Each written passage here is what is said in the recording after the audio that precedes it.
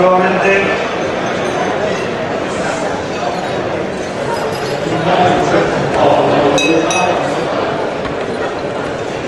Perdone.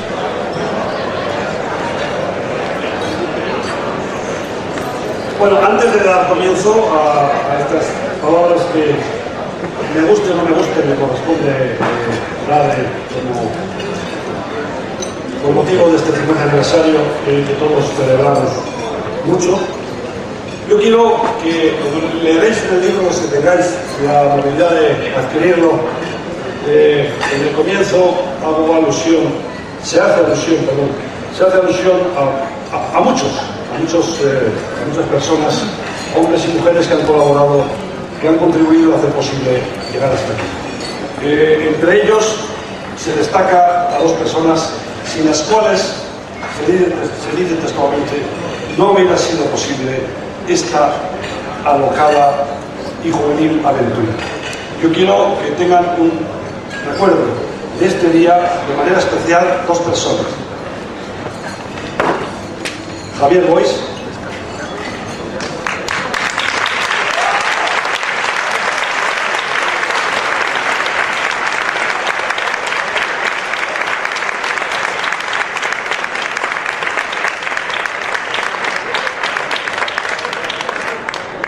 y Ángela.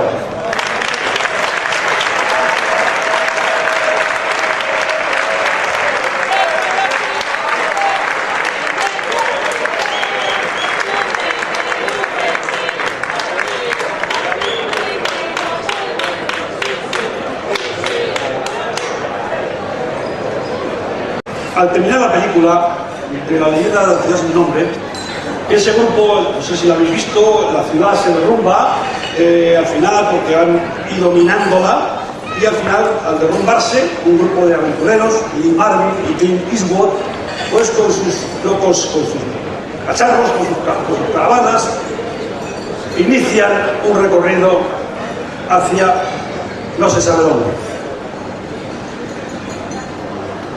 Este era el comienzo, esto era un poco en la entrada, bueno, que hubiera sido mejor.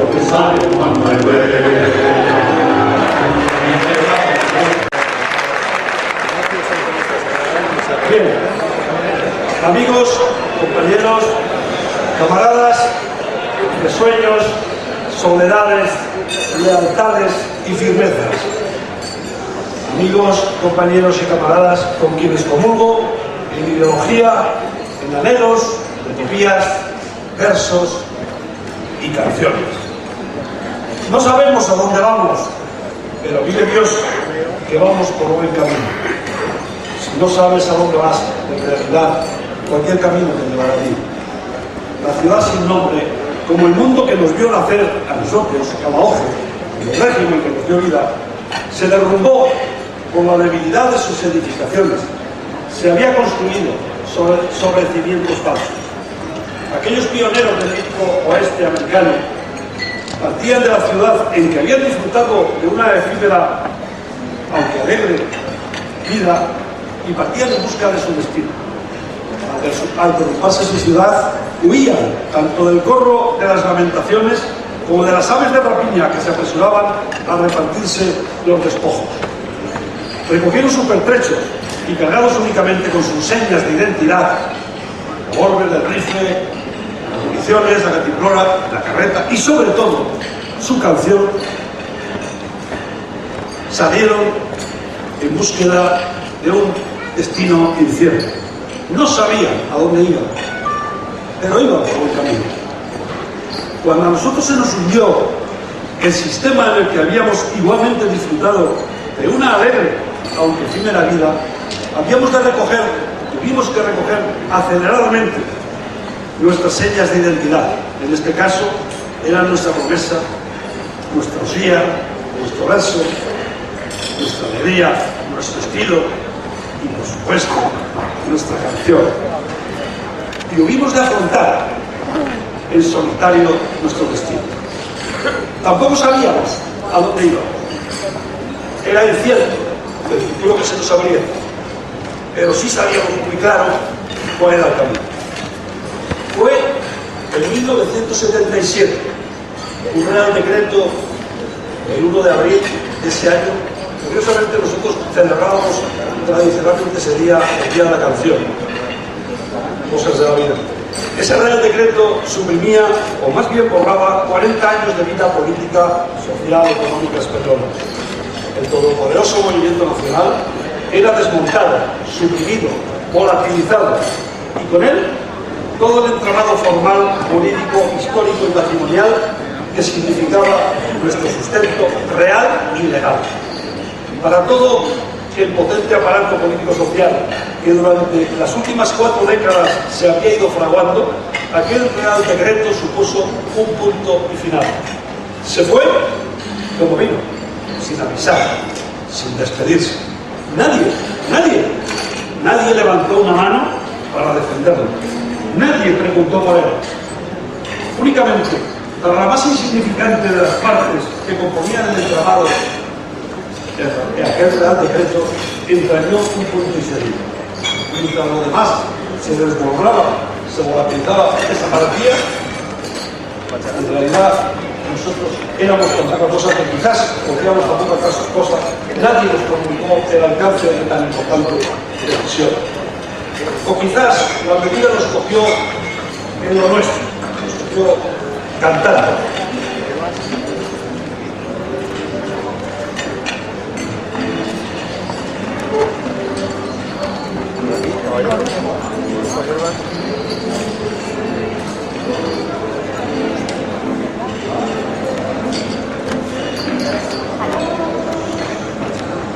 La Organización Juvenil Española comenzaba su particular aventura. Su particular aventura porque su historia, nuestra historia, había comenzado años atrás.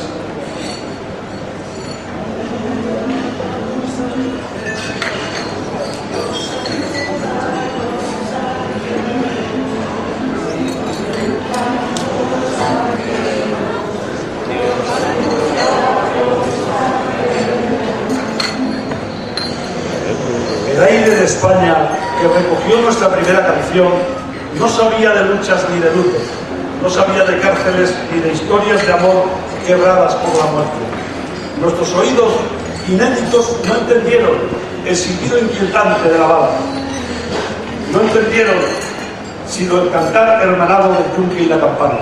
Y el primer aire que respiramos tenía en su entraña el aroma sereno, prometedor y alegre de la hogaza de pan caliente.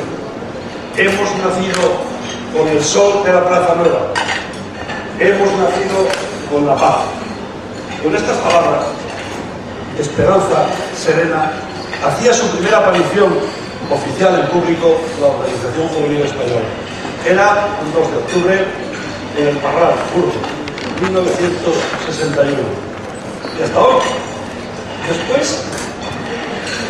Después, en nuestros primeros años, cuando entre mimos y zaremas, consejos, órdenes, paternalismos, fuimos creciendo, marchando, cantando y sirviendo, a nadie se le ocurrió plantearse el futuro.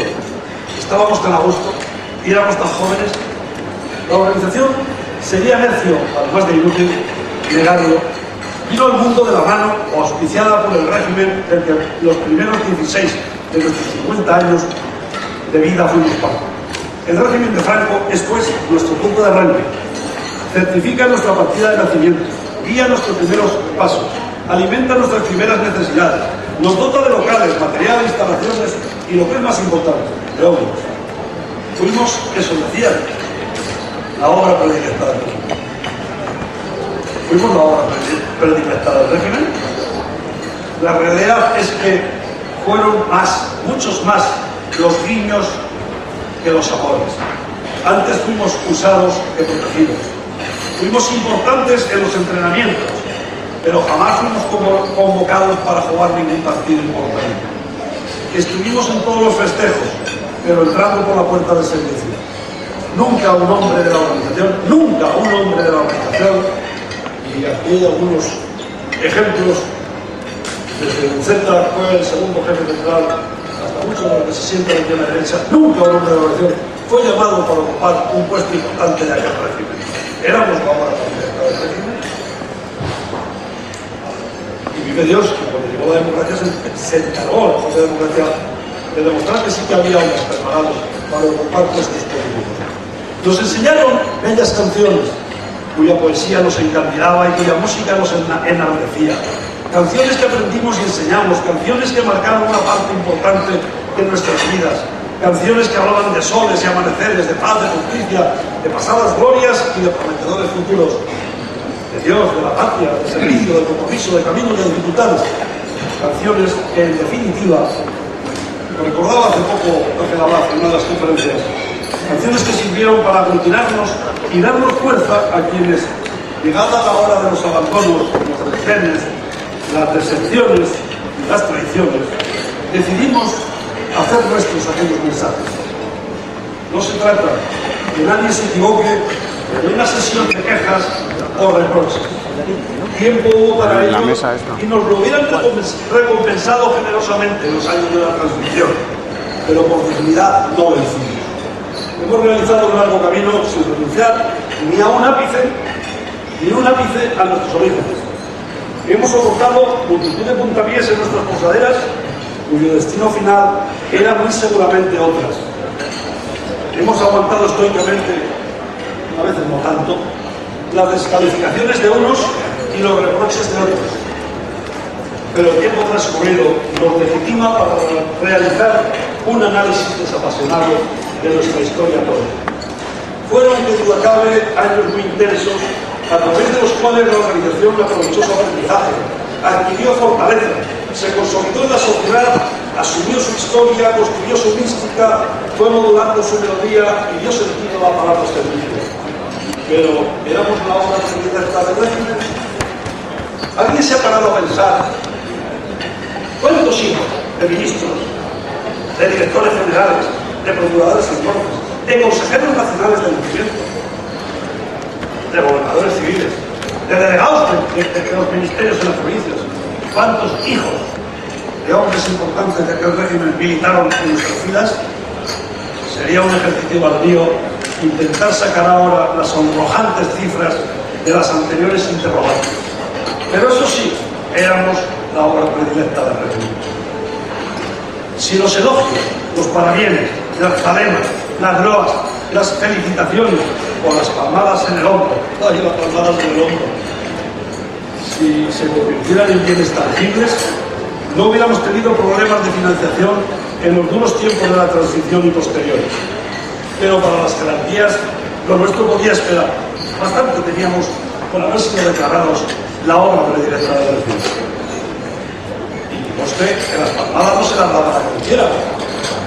Y eran unos testigos de una visita que hizo después de 20 años de nuevo a Covaleda, con una imagen distinta, con un planteamiento distinto, con una sonrisa distinta, con unas canciones nuevas, los que hoy ostentan la máxima magistratura del Estado, los entonces príncipes de España. Aquí hay algunos testigos de aquella visita a la que los príncipes disfrutaron, no lo podían ocultar, porque se encontraron a gusto. La más alta jerarquía del movimiento allí presente, cuando acabó la visita, le dijo al jefe central, después de un emocionado abrazo y una palmada con el hombro: muchas gracias, has hecho uno de los mayores servicios en la historia del movimiento. Días después, en un acto oficial, aquella misma jerarquía vio al jefe central de la OPI y no le conocía. Éramos muy jóvenes, éramos muy ingenuos, éramos muy poca cosa, pero quedábamos bien en las fotos, alegrábamos las fiestas, dábamos colorido a las celebraciones, y además molestábamos tampoco y resultábamos tan baratos. Cumplimos, que quede claro, cumplimos ampliamente con los cometidos encomendados, cantando viejos sueños de imperio y revolución. Fuimos consecuentes con la tarea marcada, cantando las glorias del pasado y dando colorido a celebraciones y festejos. Sin embargo, sin dejar de ser consecuentes con nuestra disciplina, nuestra lógica rebeldía fue reclamando un puesto en la vanguardia para participar en la construcción de un futuro que ya se estaba gestando en campamentos ajenos. Nuestros pasos, humildes en su huella y antiguos en su razón, fueron cobrando sentido en la medida en que decidimos ser protagonistas de nuestro tiempo, aceptando las consecuencias que por haber nacido, ni antes ni después, os correspondieron. Algún mamón, ojo, bendito mamón,